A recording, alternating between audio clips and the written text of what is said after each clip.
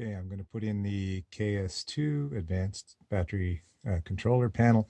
First thing I do is just check to make sure that the Ecotreks are working before I start. And we'll try the second one just so that we know the current state before we install anything new. So that works great. So we're good to go. Next, I need to remove the 4 screws on each one of the existing battery switches. Okay, with the 2 existing battery rocker switches removed, Ecotrek switches, this is kind of what the cabling looks like.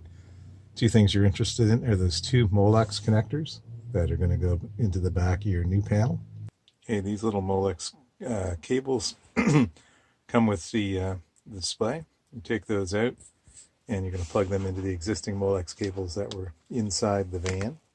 Alrighty, so basically I've removed the 2 Ecotrek switches and I've installed the new battery monitor from KS2.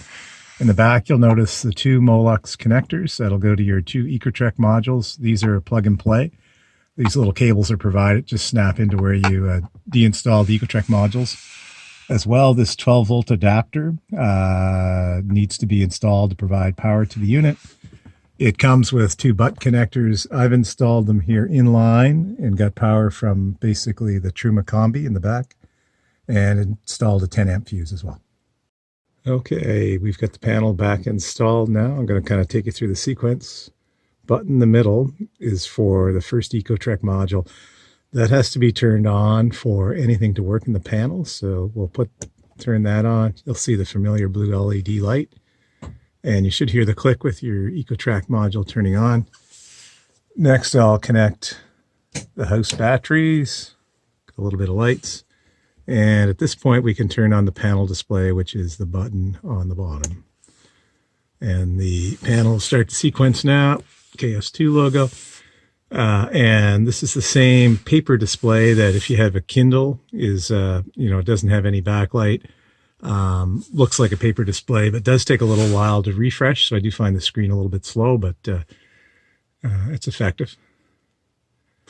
So if you can look now here closely, you can see that I have one Ecotrek module on, the other one's off.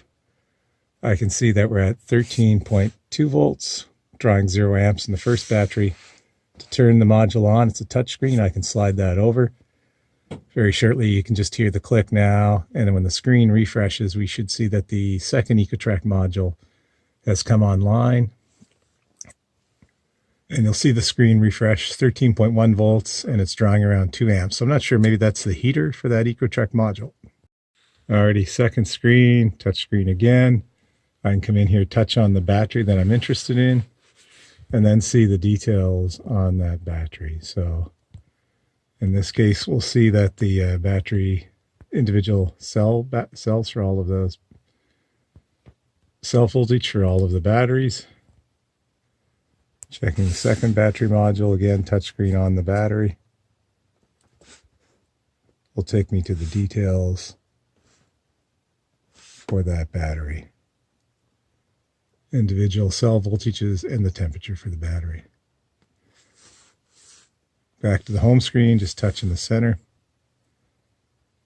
And on refresh, you should go back to the home screen. You've got visuals of your battery so you can see relatively the percentage of charge. So looks like these are fully topped up. Okay, now a quick look at the KS2 Android app. Very similar display. Both batteries are displayed with voltage and amps on both batteries. Can drill in, see status of each battery by cell. Kind of go back to the main display and then drill into the second battery. One of the things that's interesting here is you can tell whether the charge or discharge ports are open or closed in the status, which is very handy.